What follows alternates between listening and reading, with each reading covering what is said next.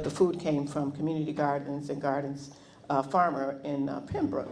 And that's how I met our general manager, Angela Phillips, who runs the place every day.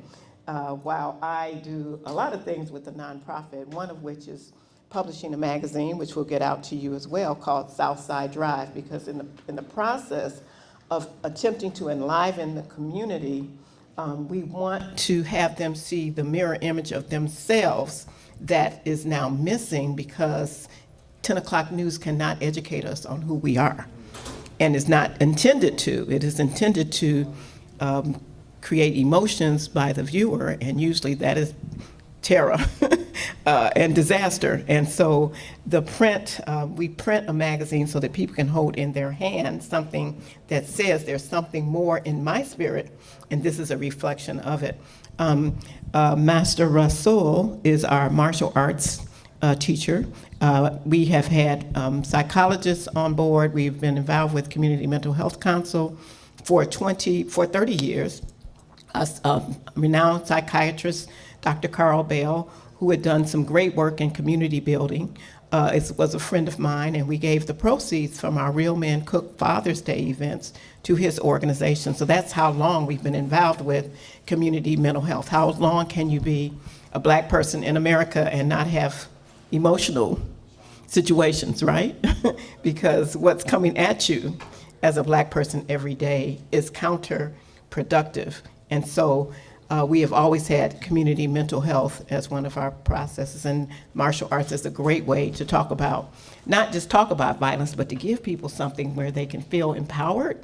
And what happens with martial arts, if anybody's ever taken it, is that all of a sudden you don't need to be empowered because you've got something else inside. So that's the idea.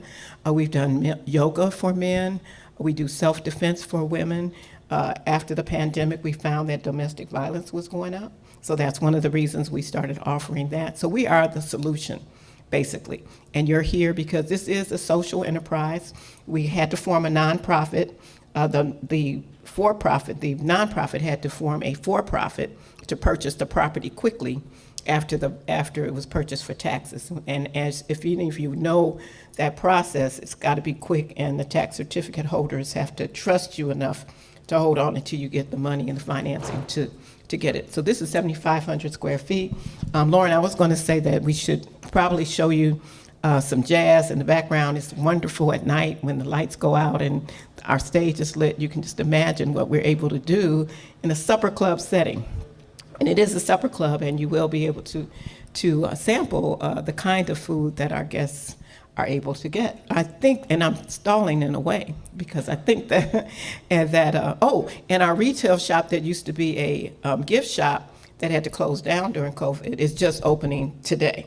And so you have seen Imani Pies, just setting up her operation, and luckily we've had a couple of people that purchased the pie, and I've already had a nice piece, and it's delicious, right? So Imani Pie, we're going to have a round of applause for that retail operation. We have a shared kitchen, which means that chefs rent our space so that they can forward their enterprises with all of the stipulations that the city requires in order to serve food safely.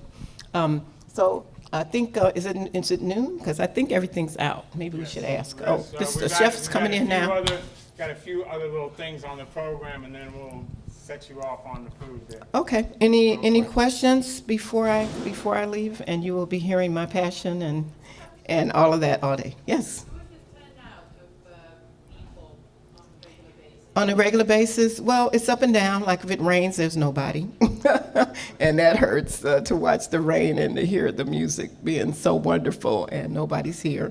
But that's, luckily I have a theater background and been in business for myself for 33 years. So Mark will tell you, sometimes those things happen and it's okay because the next time it'll be packed. To answer your question, maybe average night in the late spring, early summer, 100 folks. Yeah, about 100. We had about this many. Also, there's an outdoor space in the summertime too, and so you can get a few. So we got a few. Yeah, that's a beautiful space. That's our number 3 rental space out there. Okay, so some of you have seen the small room, which is also a rental space, and that's really how we really keep the money coming in is to rent to people in the community for whatever their celebrations are, celebrations, meetings, etc. Do we want to go to? The next part of the thing, and then we'll. Well, Okay, Lauren, great. Lauren is in charge. I only pay the mortgage. No, that's good. All right, thank you, Lauren.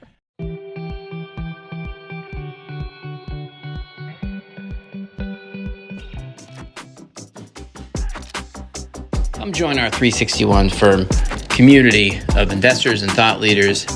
We have a lot of events created by the community as we collaborate on investments and philanthropic interests.